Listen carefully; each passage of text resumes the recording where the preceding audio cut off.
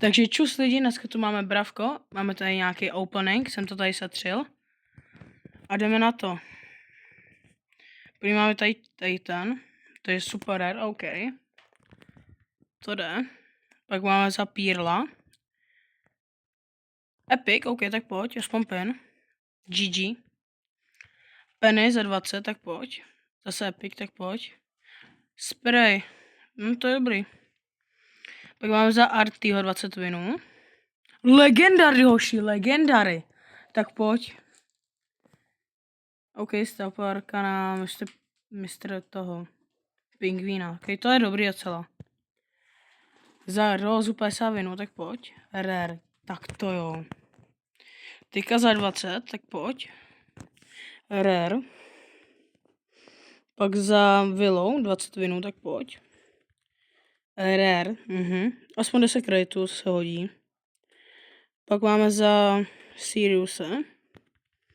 Super rare, OK. 30 kreditů, to je dobrý. A pak tu máme ještě legendary, tak pojď. Jako chtěl by to nějaký skin nebo aspoň kredity. Stavparka na... A tak to je na tohle docela dobrá. Na Mai tady tu. Majina. No to je docela dobrý. A pak tu ještě hodíme nějaký tady ještě tady z toho. Trophy roadu. Tady 100 kreditů máme a pak máme ještě powerpointy. Já ještě vám ukážu mé prestiže. Mám tu nějaký prestiž 2. Na Bula, na Rika a na Fenga. A pak tu máme takové teda prestiže. Tady mi padla teda tohle. Pak no, tady mám ještě účet, vám ukážu.